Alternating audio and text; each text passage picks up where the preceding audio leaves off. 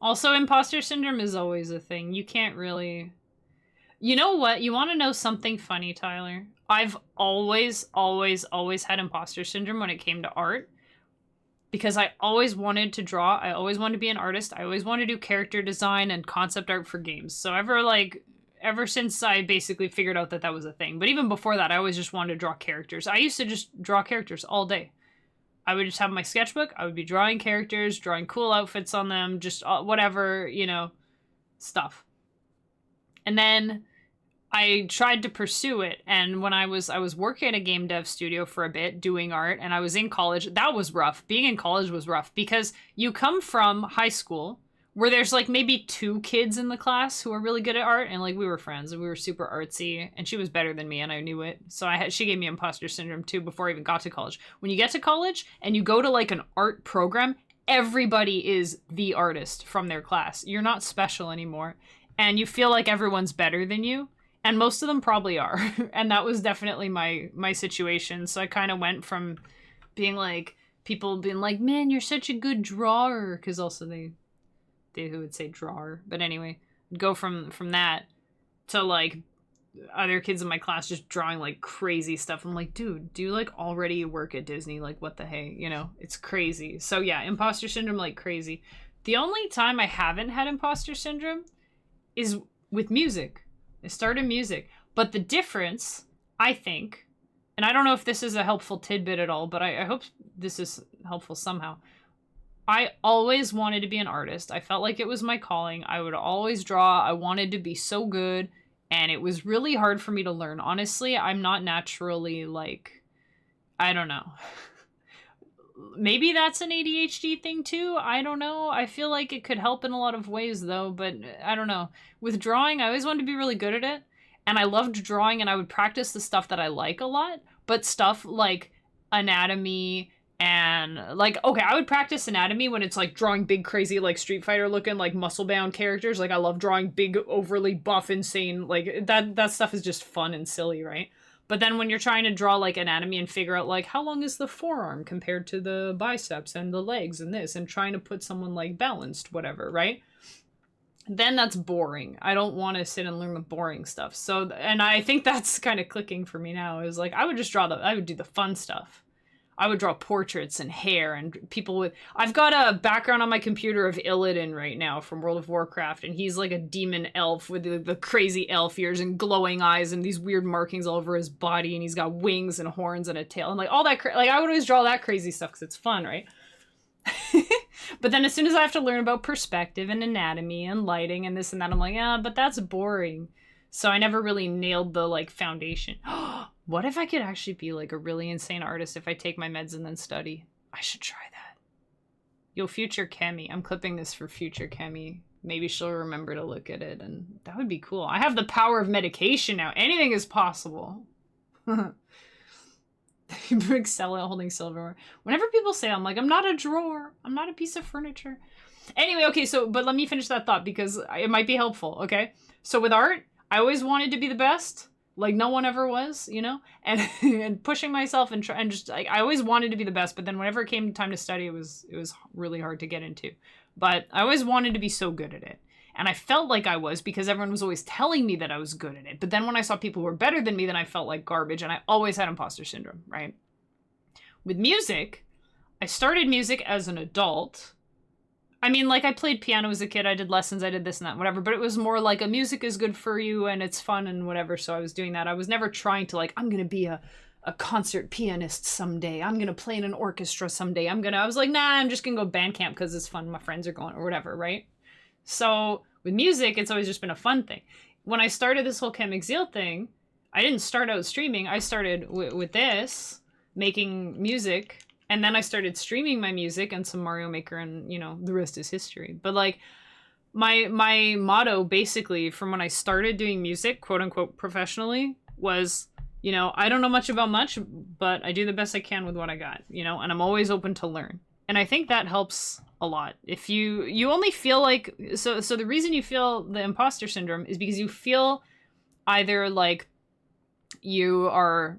entitled to being like a professional at something or like at a certain level, right? You either feel like you are expected to be an expert, you deserve to be an expert, or I think it's those two things. Like people expect you to be good or you expect you to be good. So therefore you have to be good. And then when you feel like you're not good enough or you feel like the people around you are better than you, then you get that imposter syndrome. You feel like you're not good enough to be there. You feel like you don't belong.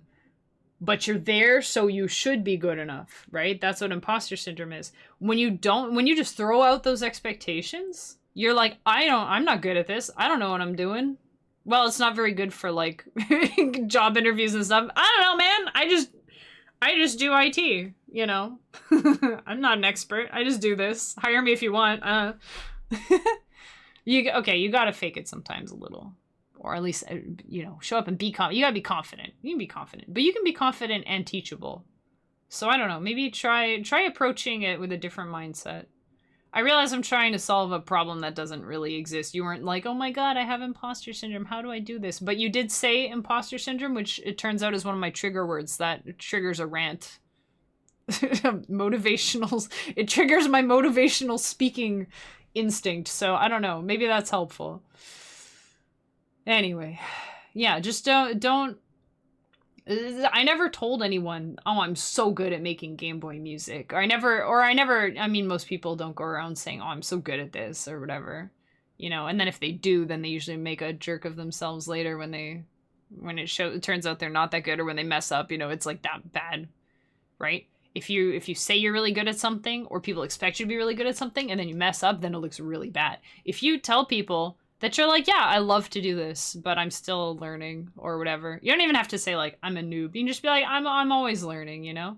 I think it's a really professional thing to say too. Whenever people say, oh, I'm never done learning, you know? That takes a lot of pressure off because you're like, I'm learning. If you make a mistake, you're like, I'm learning. What do you want from me? I'm not perfect. I'm learning. You can acknowledge too. You can say, I'm good at this. Like, I'm good at making Game Boy music. I've been doing it for 6 years. I've earned it. I'm good at it. I've released albums. I like them. I dance to them. I know other people like them. I know other people dance to them. That, to me, it's good. It's good, you know? I make good stuff, and I know that. I don't know everything. I'm not an expert.